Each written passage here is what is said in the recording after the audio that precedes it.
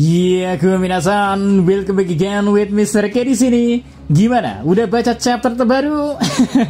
Mr. K yakin kita semua masih hype soal Shanks yang ada dua, atau Dr. Vegapunk yang kemungkinan satelit utamanya alias Stella masih bisa dihidupkan. Tapi Mr. K akan membahas sesuatu yang gak kalah menarik, yaitu soal Loki. So, tanpa cing-cing cuing gak jelas, monggo enjoy the kontennya, let's go. Sisi lain Loki yang baru terungkap. Asli dah, karakter Loki ini salah satu karakter yang sangat misterius abis. Bener-bener gak selesai-selesai kita nyari motif sebenarnya dari Loki. Pokoknya kita terus dibikin terombang-ambing untuk menilai siapa dan bagaimana diri Loki sebenarnya.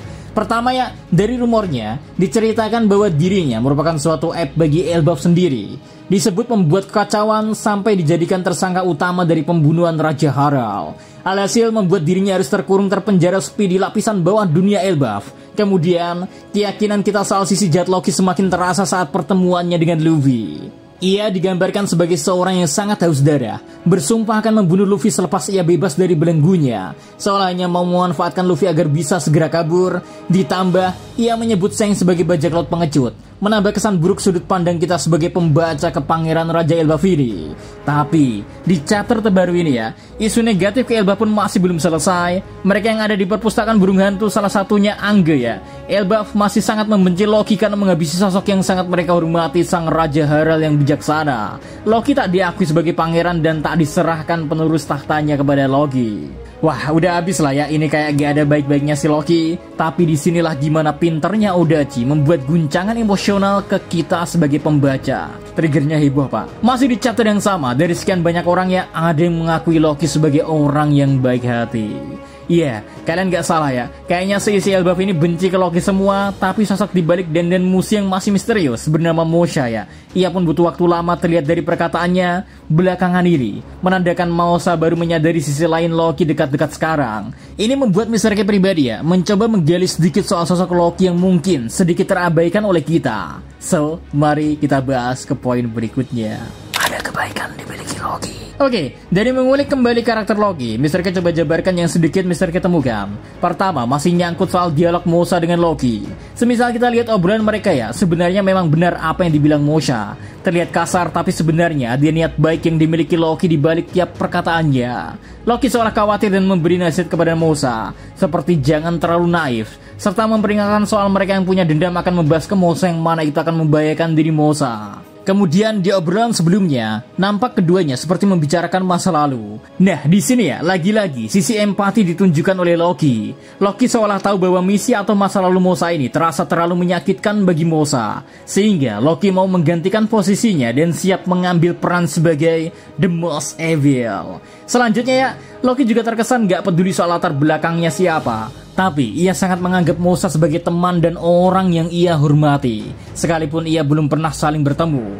Padahal bisa saja kan, Mosha ini semacam orang yang bertugas mengawasi Loki, entah dari pihak Elbaf atau pemerintahan dunia sekalipun. Tetapi Loki menganggap baik Mosha dan memberikan respon yang hangat kepadanya yang tertutup oleh sifat dan kata kasar. Next, kali ini sedikit menyinggung Orbaka Sencho ya. Sebenarnya, segeblek-gebleknya Luffy ya, ia tuh kalau menurut Mr. K ya, apa ya, semacam punya filter mana orang punya niat baik, mana orang punya niat jahat. Alias Orbaka Sencho tuh bener-bener bisa apa ya, mengetahui lah mana yang baik, mana yang buruk, atau mana yang cari muka atau yang kagak pak.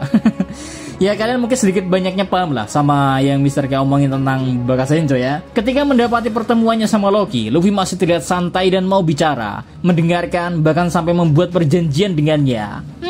Apakah ini beneran pertanda bahwa di balik negosiasi misterius yang belum terungkap sekarang, ada kebenaran yang Luffy tahu dibanding warga Elbaf sendiri? Kayak gimana ya? Suatu hal yang langka gitu, mulut Luffy gak ceplos-ceplos soal suatu rahasia. Ingat kan waktu Sabu ngasih tahu ke Luffy kalau Ace anaknya Roger dan Orbaka Sencho asal jeplak?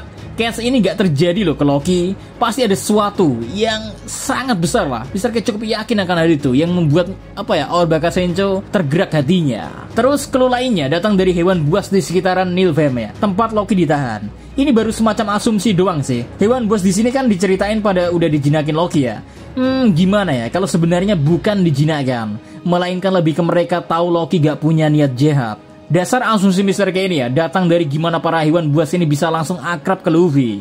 Apakah pertanda hewan buas ini tahu baik Luffy dan Loki bukan orang jahat? As you know guys, di berbagai cerita yang udah berikan ke kita, hewan di dunia One Piece tuh selalu punya feeling yang sangat kuat. Apalagi kalau menyangkut bonding mereka ke manusia yang mereka hormati. Udah banyak case kan semacam ini tersaji di berbagai arc One Piece. And last soal Lola, kalian terpikirin gak sih gimana ceritanya Loki yang secara look sangat menjual tapi bisa jatuh cinta ke Lola?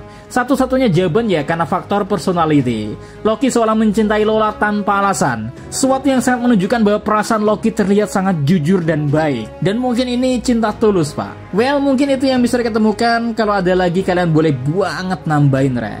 Loki di framing sama pemerintahan dunia. Oke, dari jabaran beberapa poin tentu membuka pandangan baru kita soal Loki yang bisa aja memang orang yang baik hati. Lantas, jika demikian ya mengapa ia benar-benar tega membunuh ayah kandungnya yang notabene adalah raja bijaksana? Pertanyaannya mungkin bakal Mr. Keubah dikit sih. Benarkah Loki yang membunuh ayahnya? Nah Rek, ada suatu hal yang mencolok soal Loki di antara para raksasa Elbaf lainnya. Apalagi kalau bukan label bounty khusus yang ia miliki. Ini menandakan bahwa seperhatian itu pemerintahan dunia akan ancaman Loki. Cuman kita kan ngomongin pemerintahan dunia ya. Mereka ini sebenarnya udah biasa banget ngelakuin framing atau sengaja membuat buruk orang yang aslinya baik hati. Contoh terdekatnya ya Kuma. Ia disebut sebagai raja tirani, kejam dan membuatnya dibenci banyak orang. Di chapter terbaru pun ya Robin mengalami hal yang sama. Ia diduga jadi iblis yang bertanggung jawab pada insiden O'Hara. Dua karakter hasil framing ada di arc yang sama. Apakah ini pertanda dari Odachi? Well, we know. Intinya Mr. K gak menutup kemungkinan bahwa ada indikasi ya Loki hanya korban dari rencana licik pemerintahan dunia yang sebenarnya ia tak melakukan kejahatan itu. Mungkin ini yang membuat Luffy alhasil jadi bersimpati dan kemudian bersedia melakukan negosiasi dengannya. Lalu setelah ini pertanyaan baru muncul, apa tujuan framing ini? Ya apalagi selain keinginan pemerintahan dunia mau menguasai Elbaf sepenuhnya, membunuh sang raja sekaligus keturunannya, membuat takhta Elbaf kosong dan merebutnya tentu jadi rencana yang menguntungkan bagi mereka. Lalu selanjutnya ya, gimana soal Shanks yang dikatakan membantu penangkapan Loki? Ya dengan adanya kembaran Shanks tentu terbuka jalan bahwa bukan Shanks sesungguhnya yang terlibat, atau bisa jadi Shanks memang membantu dengan tujuan meredam emosi Loki agar gak memperparah keadaan. Baru kemudian Loki menyebut Shanks mengecut karena tak bisa melakukan interupsi lebih jauh soal tindakan pemerintahan dunia. So, jika ini memang benar, maka musuh sesungguhnya dari Elbaf ini bukanlah Loki, melainkan Gus Knight, yang seolah-olah telah diwakili oleh kedatangan kembaran Shanks dan satu pasukan cewek lainnya. Mereka terlihat telah menyiapkan rencananya, Pak. Belum lagi satunya, sempat tak ingin ke Elbaf, terdapat indikasi bukan hanya sekedar, melainkan ia lebih mengetahui rencana pemerintahan dunia untuk menaklukkan Elbaf, dan tak bisa diubah rencananya begitu saja. Ya jadi make sense sih. Gimana menurut kalian? Apakah benar Loki sesungguhnya baik? Atau kalian masih yakin Loki villain utama di arc Elbaf ini? Ingat, ini Odachi re. Dia suka mempermainkan antara fakta dan kepalsuan yang ada. Jadi be careful oke? Kita berhadapan dengan Odachi re. So, see you next time. Adi Segaremelo, stay safe, salam Animedia.